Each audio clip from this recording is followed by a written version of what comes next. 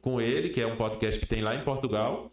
E aí éramos alternou, mas éramos basicamente eu, Kleber, que é um grande especialista em marketing político. Ele é coordenador de um curso de pós-graduação lá em Portugal. Ele é brasileiro, mas ele se divide lá entre Lisboa e Helsinki. Ele vive ali na ponte ali em Portugal e também aqui no Brasil. Ajudou alguns candidatos nessa campanha. Lucas, que é de São Paulo, que é meu amigo, irmão, e a gente já fez alguns trabalhos juntos. E aí a gente tem... Hein? E Lilian que é uma infiltrada nossa, porque ela é candidata a deputada estadual no Ceará, mas ela também é de estratégia e tal, e ela participou de alguns podcasts com a gente. Mas quase sempre fomos nós três, né? E assim, é muito interessante você ver, por exemplo, a gente criou um grupo para poder organizar as pautas do podcast e tudo. Então, assim, é muito interessante quando você vê, tipo, a visão do cara de Portugal. Porque tem uma cobertura muito forte da campanha política em Portugal. Em Portugal, tem aquela história, né? No Japão já é, né? Em Portugal, Lula já é presidente. Porque a cobertura de lá mostra muito claramente isso, né? Aí, eu conversei bastante nessas conversas que a gente teve, principalmente com o Kleber, que é um grande estudioso, sobre fenômenos como a espiral do silêncio, né? Que é aquela coisa que, tipo assim, eu tô numa universidade, eu sou aluno de uma universidade. E aí, de repente, na universidade é Lula, Lula, Lula, Lula, Lula.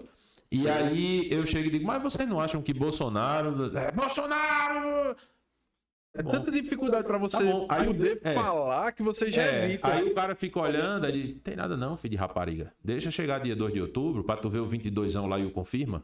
Né? E tem o outro lado. Tem o cara também... que, por exemplo, o cara chega e tem um vizinho que ele não gosta.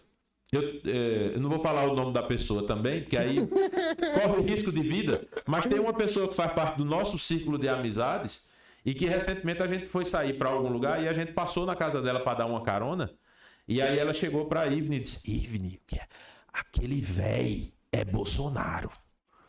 É um véi que tem na rua que é chato, que ninguém gosta do véi, e o véi é Bolsonaro. Então pode ser que tenha gente ali que vai votar em Lula por causa do velho. Entendeu? São tantos fatores. Então o cara diz, esse velho filho de rapariga é Bolsonaro. Pô, eu vou votar em Lula só pra fazer raiva esse velho? Então não é essa construção racional do voto. Eu digo sempre que o caminho do voto, eu digo que a biologia do voto é estômago, bolso, coração e mente. A construção do voto acontece assim. Nessa sequência. Você chegar e dizer, Emerson, você é candidato a prefeito de Campina Grande em 2024. Por onde eu começo? Então, a primeira coisa que você tem que fazer é garantir que, se você é o candidato, se você for o candidato do prefeito, ou se você já é prefeito e vai para a reeleição, a primeira coisa que você tem que garantir é que ninguém esteja passando fome.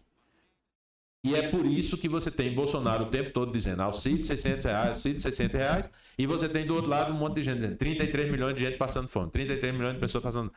Então o cara chega... E aí, qual é a grande questão? É que tem gente que vai tentar racionalizar isso e vai dizer, não, mas peraí, não faz sentido. Por quê? O cálculo que tem é assim, para você passar fome, você precisa ter uma renda diária menor do que $2. $2 dá R$10. Vamos arrodear aí para R$10.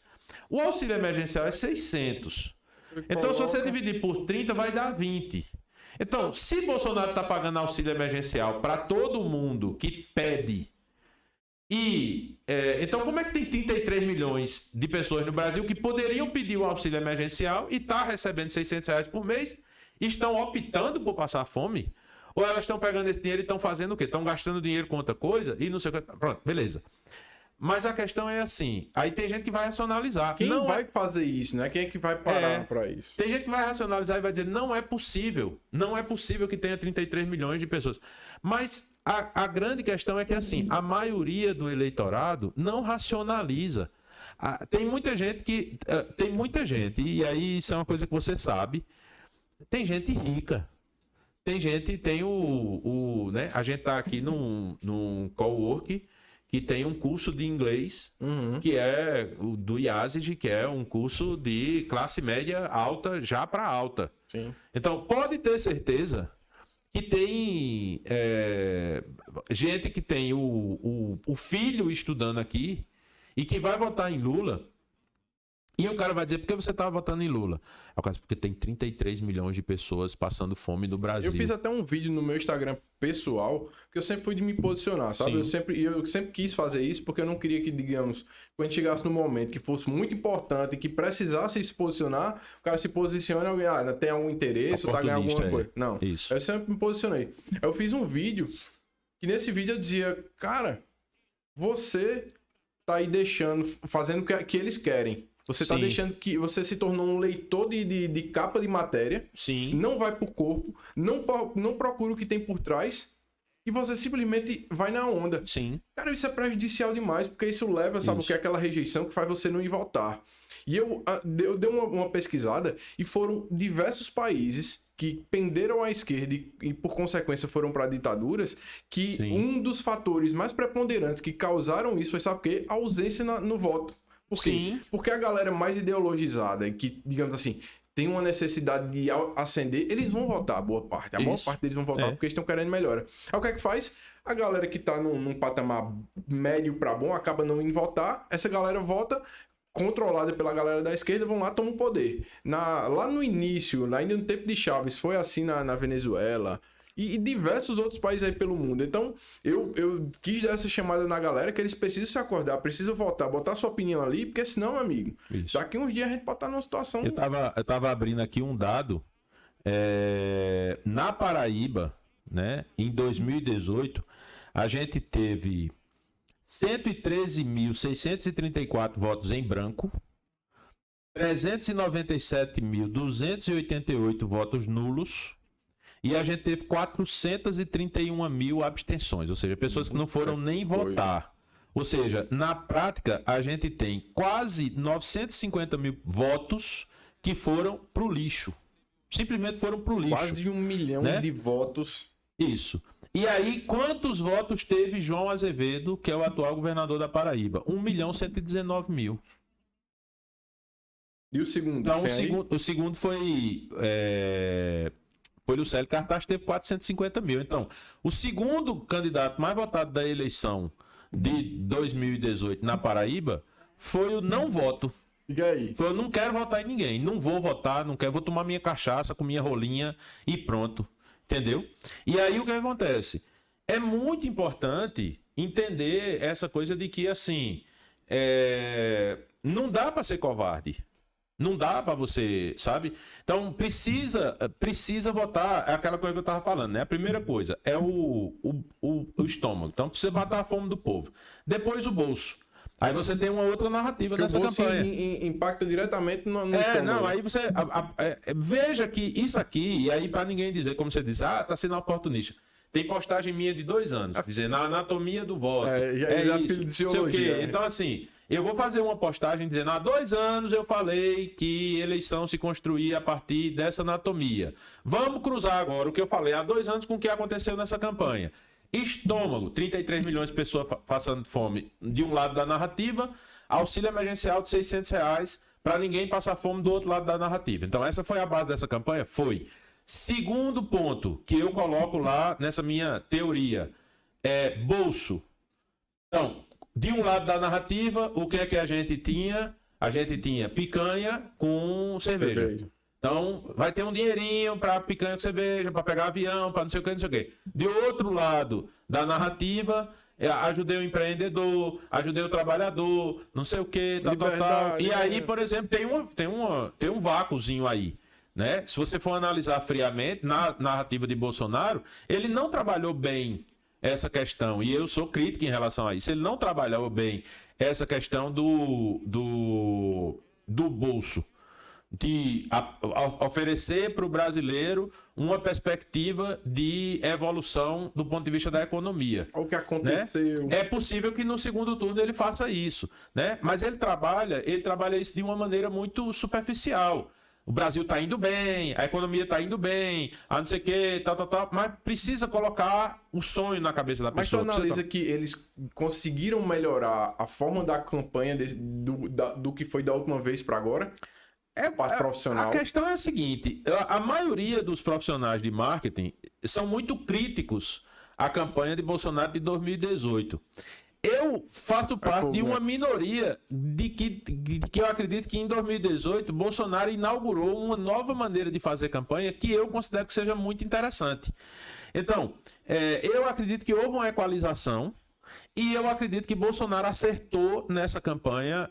Por exemplo, uma coisa que na hora que começou, antes de começar o debate ontem, eu acho que, não sei se Ivan estava prestando atenção, tem aqueles flash dizendo os candidatos já estão aqui no estúdio, não sei o que e tal, e eu disse, esse debate vai ser bom. Aí Luiz, que estava de lado, disse, por quê? Eu disse, porque quem tá com Bolsonaro é Carlos, é o filho dele. É o que... Ou seja, se eu tivesse visto ali ao lado de Bolsonaro um marqueteiro, um medalhão, cara, eu ia dizer... Puta que pariu, vão equalizar Bolsonaro, vão botar Bolsonaro para paz e amor, e não é isso, entendeu? Então assim, e aí o cara diz, mas você acha que tá... Bicho, é a verdade, eu acredito que o candidato precisa trabalhar com a verdade.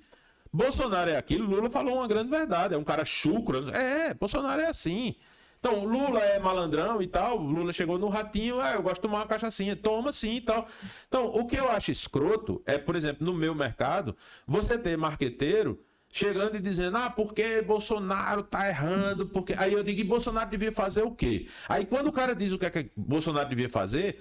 Tudo que ele está dizendo que Bolsonaro devia fazer nega quem é Bolsonaro. Não, virar um Alckmin, basicamente. É o que eles querem, ser limpinho, criar aí eu situação digo, velho, narrativa. então aí você está entrando num campo que é o quê? Então vale tudo, né? Pode mudar a essência, pode ser... Então assim, eu independente de quem o cara vai votar, o ideal é o cara votar num cara que você tenha a noção de que aquele cara é aquilo que você está votando. O horário eleitoral do Bolsonaro ontem, colocaram ele deram uma amansada nele e colocaram ele dizendo assim, eu falo palavrão mesmo, de vez em quando, mas eu não roubo. Eu falo palavrão, mas eu não sou ladrão. Ontem tava bom, né? A fala dele com as mulheres, tá uma coisa exato, então os caras estão conseguindo equalizar, mas aí eu acredito que é assim, e não é segredo nenhum, eu tô fazendo aqui na Paraíba, a gente tá trabalhando na campanha de Bruno Roberto, que é candidato a senador. Sim. O senador de Bolsonaro. Já vi aqui. E, por exemplo, Técio, que é o suplente de senador de Bruno, é um dos caras do núcleo de comunicação digital de Bolsonaro. Núcleo duro mesmo dele. É Carlos, Técio e Felipe Martins. São os três ali. Os atacantes são esses três. Né? E uma coisa que... Técio era pra ter vindo desde julho, viu, Técio? Precisa vir. Tô no seu pé aí. Então, assim, Técio é um cara que ele deve confirmar aqui pra você que a gente nem teve muito contato com ele na campanha e tal, até porque ele tá se dividindo, e suplente, na verdade, nem é tão candidato.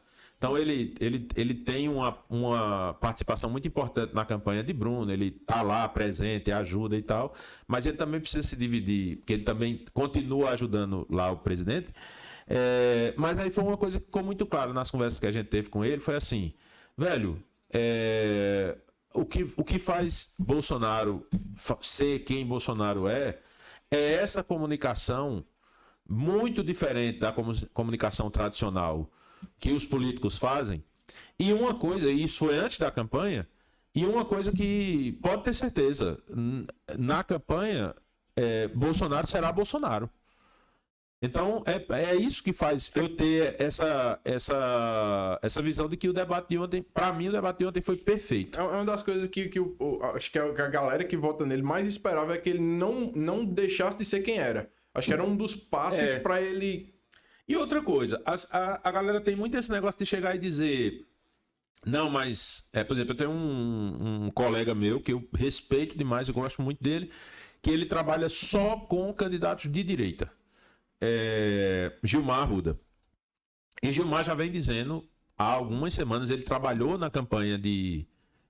em campanhas de Bolsonaro, trabalhou bastante com Roberto Jefferson e tal, então trabalhou com vários candidatos de direita, e ele vem dizendo que Bolsonaro vai perder essa eleição, e o argumento dele, do qual eu discordo, é